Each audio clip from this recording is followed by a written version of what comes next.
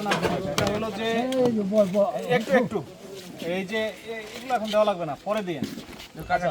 বিষয়টা হলো আপনাদের যে নিউজ হয়েছিল একটা এশিয়ান টেলিভিশনে যে কৃষি জমির ভিতর দিয়া যে রাস্তা কাটার বিষয় নিয়ে একটা নিউজ হয়েছিল। তো নিউজের প্রেক্ষিতে আমাকে জেলা প্রশাসক মহোদয় তদন্ত করতে পাঠাচ্ছে, ঠিক আছে? তো আমি এই পুরো রাস্তাটা একদম শুরু থেকে শেষ পর্যন্ত আমি হেঁটে দেখছি।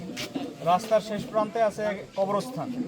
মূলত আমি যতটুকু বুঝতে পেরেছি সেটা হলো গ্রামের প্রায় মানে এই কবরস্থানের সাথে রিলেটেড যে সমস্ত মানুষ আছে সবাই চায় এই রাস্তাটা হোক, যেন এই কবরস্থানে মানুষকে দাহ করতে সুবিধা হয়। কেউ মারা গেলে যেন ওইটা রিক্সায় করে বা ভ্যানে করে ওখানে নিয়ে যাওয়া যায় সহজে। কথার কথা বর্ষাকালে কেউ মারা গেল, তাহলে তার লাশ ওইখানে কিভাবে নিবে, যেহেতু এখানে অনেক সময় জলাবদ্ধ হয়।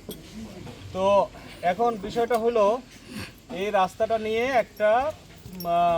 একটা পরিবার থেকে কমপ্লেইন হয়েছে, ঠিক আছে?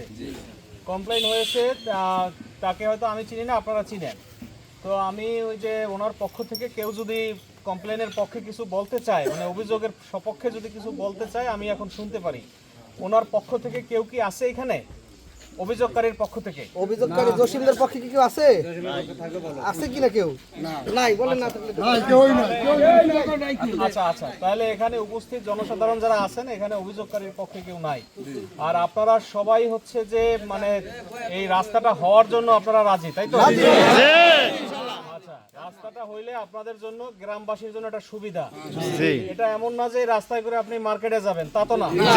রাস্তায় করে যাবেন হলো কবরস্থানে। তো কবরস্থান আমি ভালো করে দেখছি। তো সার্বিক দৃষ্টিকোণ থেকে আমার কাছে মনে হয় যে রাস্তাটা আসলে হলে গ্রামের মানুষের জন্য সুবিধা হয়।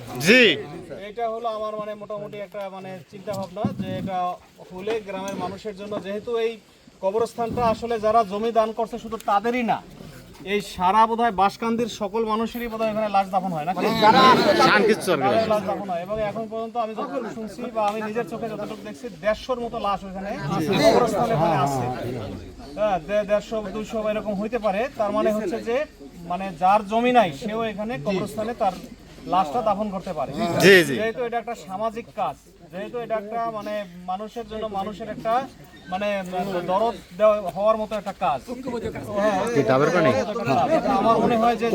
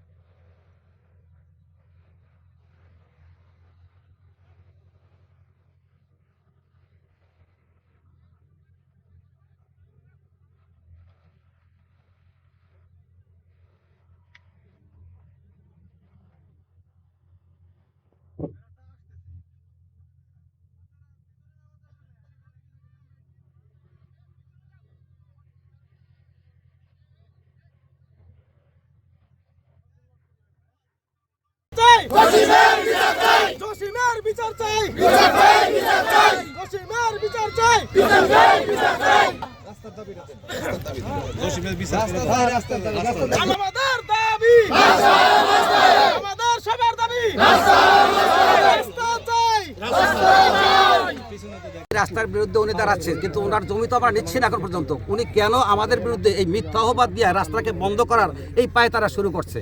আপনারা রাস্তাটা কেন করতেছেন? মানে আমরা রাস্তাটা করতেছি এদেশের মৃত্যু মানুষের যাতে করে সহজে গোরস্থান পর্যন্ত সুন্দরভাবে পৌঁছতে পারে, তার উদ্দেশ্যে আমাদের রাস্তা করা। যেহেতু বর্ষার সময় প্রচুর পানি এখানে থাকে, আমরা সেটা নিতে পারি না। আচ্ছা, যে ব্যক্তি আপনাদেরকে বাধা দিচ্ছে তাদের কবরস্থানও কি আপনাদের সাথে জড়িত? সবার কবরস্থানে